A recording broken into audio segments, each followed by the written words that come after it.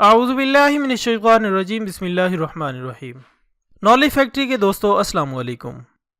ناظرین اکرام، ایک بہتر قائد کسی بھی ملک کی نہ صرف ترقی اور فلاح و بہبود کا ضامن ہوتا ہے بلکہ ایک ایسے بڑے کی طرح بھی ہوتا ہے جو پورے ملک کو ایک گھر اور عوام کو اپنے گھر کے افراد کی طرح تصور کر کے ان کی زندگیوں کو آسان بنانے میں اہم کردار ادا کرتا ہے۔ دوستو، تاریخ کے ان بے باک اور بہادر لیڈروں میں سے ایک نام ذوالفقار علی بھٹو کا بھی ہے۔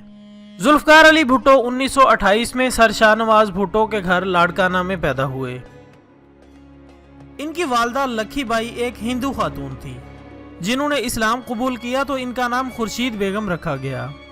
ذوالفقار علی بھٹو نے اپنی ابتدائی تعلیم انڈین شہر ممبئی سے حاصل کی۔ خواتین حضرات، بھٹو صاحب کے اندر انسانیت کی ہمدردی اس لیے بھی زیادہ تھی کہ ایک طرف تو وہ ایک غریب خاتون کے بیٹے تھے تو دوسری طرف ایک نواب کے بیٹے، اور یہ دو طرفہ امتزاج ان کی شخصیت کو چار چاند لگا دیتا تھا۔ کسی نے ان سے پوچھا کہ بھٹو صاحب، آپ کے اندر یہ انسانی ہمدردی کہاں سے آئی؟ تو انہوں نے جواب دیا کہ میری ماں کی وجہ سے آئی۔ ناظرین گرامی، اس کے علاوہ 60 اور 70 کی دہائی میں دنیا میں بے شمار نئے لیڈر گزرے ہیں، جن میں جنوبی افریقہ کے نیلسن منڈیلا، انڈیا کے اندرا گاندھی، فلسطین کے یاسر عرفات، مصر کے جمال عبد الناصر اور انور سادات وغیرہ شامل ہیں۔ لیکن سیاسی تاریخ کے مورخین کا کہنا ہے کہ پاکستان کے ذوالفقار علی بھٹو ان تمام لیڈروں کے بھی لیڈر تھے۔ بھٹو صاحب اس وقت دنیا کے 10 بڑے اور ایشیا کے سب سے بڑے لیڈر مانے جاتے تھے۔ ذوالفقار علی بھٹو صاحب کی یادداشت کمال کی تھی۔ انہیں پوری کتابیں اور 400 صفحات کی دستاویزات زبانی یاد ہوتی تھیں۔ وہ ٹیبل ٹاک اور عوامی جلسوں سے ڈیل کرنے کا فن بھی خوب جانتے تھے۔ ایک بار بھٹو صاحب وزیر خارجہ کی حیثیت سے امریکہ کے دورے پر گئے اور وہاں امریکی صدر جان ایف کینیڈی سے ملاقات کے دوران جان ایف کینیڈی نے ذوالفقار علی بھٹو صاحب سے کہا کہ آپ امریکہ کے وائٹ ہاؤس میں کھڑے ہیں اور وائٹ ہاؤس پوری دنیا کا پاور ہیڈ کوارٹر ہے۔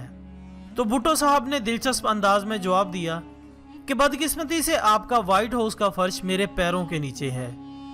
اس بات کو لے کر امریکی صدر نے انتہائی سنجیدہ انداز میں کہا کہ آپ کی ذہانت نے مجھے متاثر کیا، اگر آپ امریکہ میں ہوتے تو یقیناً ہماری کابینہ میں شریک ہوتے۔ تو بھٹو صاحب نے کہا لگاتے ہوئے کہا کہ اگر میں امریکہ میں ہوتا تو آپ کی جگہ امریکی صدر ہوتا۔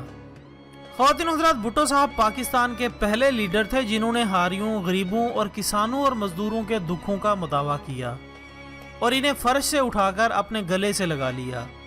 ذوالفقار علی بھٹو عوام کی سوچ میں اس طرح بس گیا تھا کہ سیلاب میں متاثرین کے ساتھ ساتھ تپتی گرمی میں پیدل چل کر ان کے دکھ میں شریک ہو کر نہ صرف انہیں سینے سے لگاتے بلکہ انہیں حوصلہ بھی دیتے اور ہر مشکل کی گھڑی میں ان کے قدم سے قدم ملا کر کھڑے ہوتے، یہاں تک کہ سیلاب متاثرین کے ساتھ انہیں پانی نکالتے ہوئے بھی دیکھا گیا۔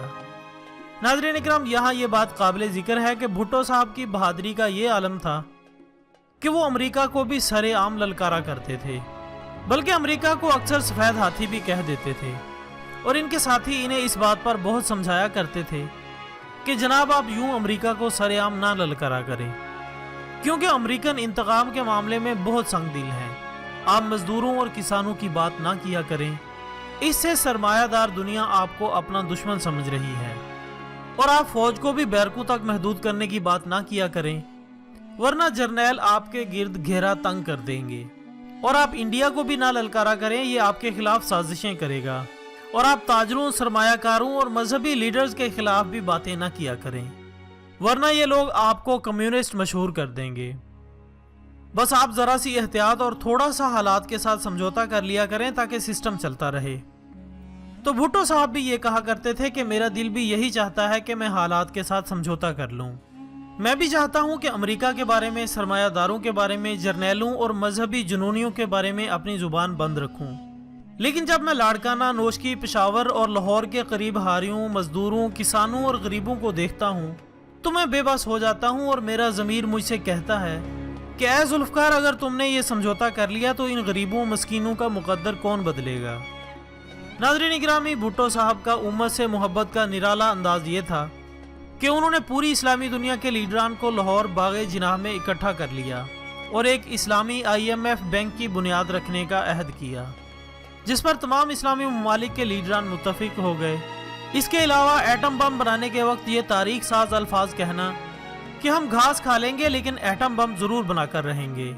بس یہی وہ جرائم تھے بھٹو صاحب کے جس کے نتیجے میں امریکہ سمیت اس ملک کا ایک بااثر طبقہ بھٹو صاحب کا دشمن بن گیا، جنہوں نے بھٹو کو ایک ناکردہ قتل کے کیس میں پھنسا کر نہ صرف جیل کی کال کوٹری میں ڈلوایا بلکہ زندگی بھی ان پر تنگ کر دی۔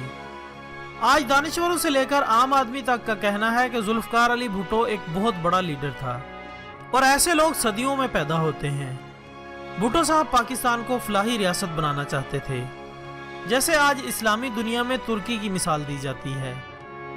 اور آخر میں دعا ہے کہ اللہ ذوالفقار علی بھٹو کی مغفرت فرمائے اور انہیں جنت الفردوس میں اعلیٰ مقام عطا فرمائے، آمین ثم آمین۔ اس کے ساتھ ہی آج کی ویڈیو کا اختتام ہوتا ہے۔ کل انشاءاللہ ایک نئی ویڈیو کے ساتھ دوبارہ حاضر ہوں گے، تب تک کے لیے اجازت دیجیے گا۔ اپنا دوستوں، رشتہ داروں اور گرد و نواح کے تمام لوگوں کا بہت خیال رکھیے گا۔ اللہ حافظ۔